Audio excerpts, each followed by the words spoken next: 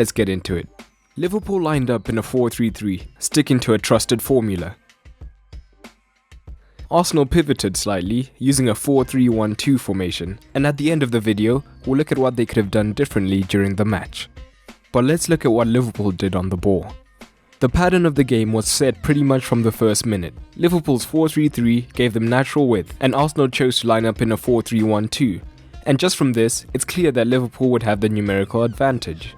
Arsenal sat deep and were not particularly high pressing, but they recognized that Fabinho was a key outlet when playing out from the back, as he drops to receive the ball. As a result, Ceballos was instructed to tie him up to prevent the ball progression, which he often did.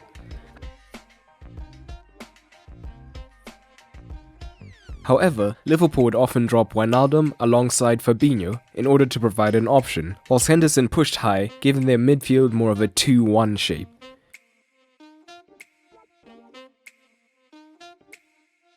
In the same breath, the Liverpool fullbacks would advance, meaning that Arsenal's wide midfielders would have to keep their eyes on them as opposed to joining the press.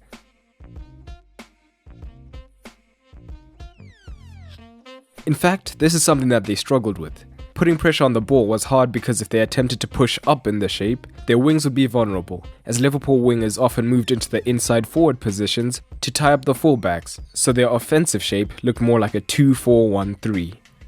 But to create more space on the wings, where they already had an advantage, they would shift their team to one side during the build-up, often the right.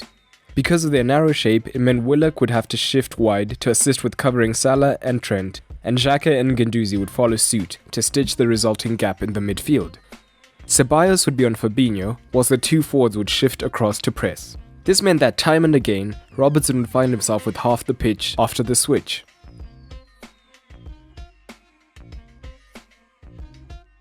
As a result, when it was switched, he would attack the wings and look for a cross. Guendouzi did well, often shifting to the right to cover, as Mane dragged Maitland-Niles centrally.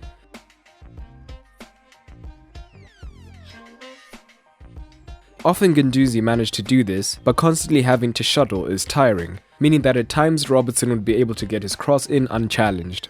If Mane drifted central for the cross, they were also comfortable moving Firmino or Wijnaldum wide to form this overload. A similar pattern occurred on the right with Alexander-Arnold. When they attacked the right, it was often a slightly slower build-up through the midfield. As Arsenal had the numerical advantage, Firmino would often drop deep, occupying an extra Arsenal midfielder. Salah would then drift into the inside space as well, resulting in a central overload, so Arsenal would have to compensate for this. As a result, Alexander-Arnold was free to cross as well.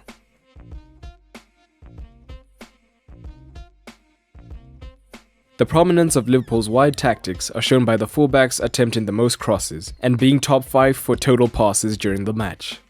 But it's fair to say that this was Arsenal's strategy, being willing to give up the wings and use their narrow shape to win the crosses. And despite the scoreline, one could say that this strategy worked for the most part, not conceding directly through this manner, rather two set pieces outdoing them.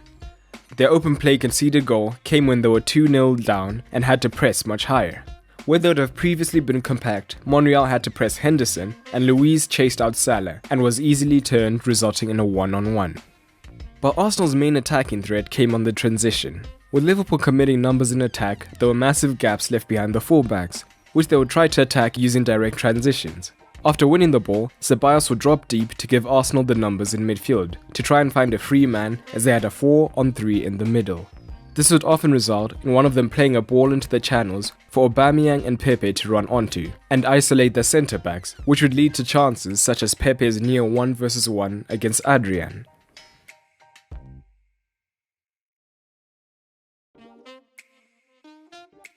But how about in controlled possession? What did they do?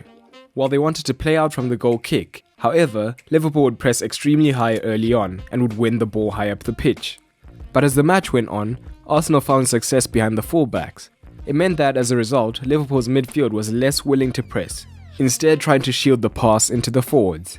As a result, when Arsenal played through the front three's press, it left them with more space in the midfield region, as they dropped into a double pivot of Xhaka and Guendouzi to build out, or if the Liverpool fullbacks stayed deep, the Arsenal fullbacks then had the space to play up the pitch.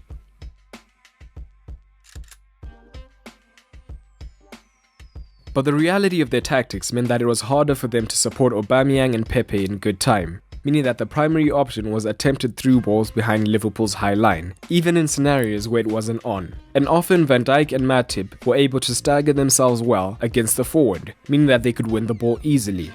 The forwards were isolated as shown by Aubameyang having the least touches of the Arsenal starters. Unfortunately for Arsenal, that was what most of their attacks were, as they only had 9 shots to Liverpool's 25, and Liverpool had an XG of 2.45 to Arsenal's 0.9. Could Arsenal have done anything differently? It could be argued that their tactics worked, but would dropping Pepe or Ceballos when defending to form a 4-4-1-1 been more effective? This could have prevented the wide overloads while still allowing a key link player for the quick transition. But what would you have done differently? Let us know in the comments below. But that's all for today, and remember, keep it simple.